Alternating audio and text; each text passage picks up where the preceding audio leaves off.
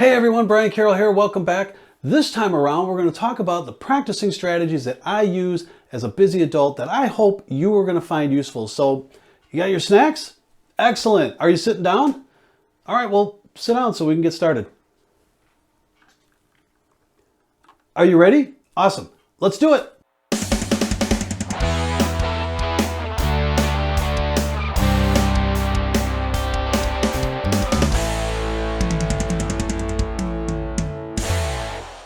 Hey everyone, thanks for playing. As I said in the intro, I want to share with you 5 things that have helped me with practice. Now, this isn't a video about what to practice. I mean, honestly, I don't know what you need to practice. But this is a video about how you can practice. Now, I tailored these around the fact that as adults, with all of our adult obligations, we can get pretty busy. I mean, honestly, this is tailored for anyone who has a tight schedule, adult or not. And if you find yourself in the category of someone who just doesn't have a lot going on, I mean, yeah, you're definitely going to get some benefit from this as well. But this is going to have more of an effect on those of us that pretty much can't see their way out of the day. So when I started playing again not long ago, I discovered that there's literally no end to the amount of stuff I could find to practice and absorb and challenge myself. What I also discovered was that it didn't take very long before I was just completely overwhelmed. I had tons and tons of material I could work through, but I had no idea where to even start with any of this. So I would spend all my time looking at what I could practice and not very much time actually practicing. And not having a lot of free time like I did when I was younger, I mean, let's face it, in my teens, I could burn an entire day just playing and not think anything of it. I don't have that now, so it made it even more imperative that I figure out some kind of routine where I could structure what it was that I was learning. Now, none of these things that I'm going to talk about are really groundbreaking in themselves. In fact, most of them are pretty much common sense, and you probably already come across them in your own travels, but I wanted to share because I'm coming from the place where my schedule shifts from day to day, and these things have really helped me. They're the culmination of my experiences to try to build a system that I could rely on to keep me in practice and keep me honest with myself. So before we begin, I have a disclaimer. I am not an expert. I am not an educator. I am not operating here in any kind of official capacity. I am not a practice guru. What I have are, after a lot of trial, the things that work really well for me that I feel can be applicable to other situations. Now, these may not work for you for your situation specifically, but just hear me out. And if you're struggling, please use them as ideas to help create your own structure that works for you. All right? Cool. Let's get started. Hey, wanted to interrupt quick and just say, if you like what you're seeing so far and you want to see more videos from me, then please subscribe. And don't forget to click the bell so you can be notified of anything new that's happening in my life. And if you do like what you see, hey, check out my other video content. It's all free. I know, right? All right, so the 5 things that I use to help me structure my practice. Number 1, know when you're going to practice. So as I mentioned, my schedule shifts from day to day. So having a time set aside for practice ensures that I will. It does require some upfront time, but it's time that's very well spent. I mean, to be able to wake up in the morning and say, okay, I'm having breakfast and then I'm practicing from 7 to 7:30 and then I'm starting my regular day. It is a wonderful thing. I mean, sometimes I'm practicing in the middle of the day, sometimes I'm practicing before dinner. It's just wherever it works. And there's nothing arcane about this. This is all basic time management. You know you have something that you need to do. You don't know when you're going to do it, so you just have to plan for it. But it's a pretty powerful skill to put into practice.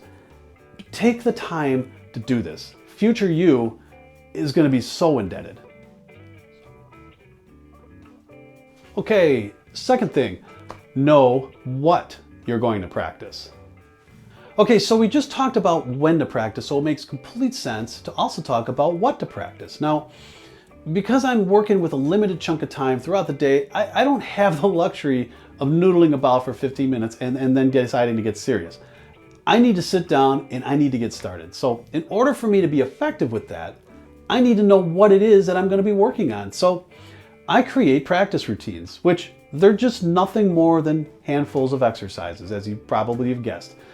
Now, I personally have a spreadsheet where I keep this list, but you can do this the old-fashioned analog way with a paper and pen. I mean, any way that works for you, it's fair game. Now, the other thing that I do is I also rotate them out routinely so I don't get bored, and it helps keep myself challenged. So like after every couple of weeks, I'll rotate out old ones and I'll bring in new ones. It just all depends on what techniques I'm working on at the time. And again, it takes a little upfront planning, but this planning goes a long way to being efficient with your time. Okay, the third thing I want to talk about is practicing in chunks. So when I talk about chunks, that is a phrase I didn't think I was ever going to say. Now, I'm not talking about taking a piece of music or exercise and breaking it up into smaller, more digestible parts. What I'm talking about is getting some practice in when you can. Now, this really only works if you can keep an instrument near you at any given time. I mean, the idea here though is if you have 5 minutes of time for break, then pick up your instrument and practice something for 5 minutes. Make the most of your time. Now, on those days where things are crazy and your practice time might suffer because of it, then getting in a couple 5-minute practice sessions is better than having no practice session at all. And on top of that, it's been shown that playing an instrument can be very therapeutic for lowering your stress levels. So you can practice, clear your head, and you can be ready for your next Zoom call. Now again, this works for me, and I get it that not everyone can do this, but if you can, it is completely worthwhile. And bonus, you can do these even if you don't have a crazy day. You can have a super practice day. Okay, so number 4, keep a journal. So this one surprised me on how useful it is because I've never kept a journal on anything in my entire life. But I'm busy and I have a lot of stuff going in and out of my head all day. Keeping a journal has really helped me to get the things that cross my mind while I'm practicing in a place where I can get to them later. I mean, how many of you said like, I'm not gonna write that down, I'll remember that later? Yeah, that's the journal. So while I'm practicing, I'll take note of like what I'm playing, how I'm playing things, if something is easier or harder because of that. I pay attention to muscle tension and fatigue. You know, if there's other ideas that I come up while I'm practicing, I'll write those things down. And again, this doesn't have to be some super fancy. It can be simple note-taking. Now, I use the same spreadsheet that I mentioned earlier. I have tabs created for different things like my current practice routine. I take weekly lessons, so I have notes from those that are in there. I have other tabs for other information. I mean, I know it's overkill, but yeah, I'm weird. The point is, being able to go back and reference this information just makes it easier so I don't have to try to remember these little details later on, which most certainly are not going to be retrievable. Okay, number 5, the last item, and certainly not the least important, and probably the most important, be kind to yourself. So we don't always get the day that we set out to have. Don't beat yourself up if you miss a practice.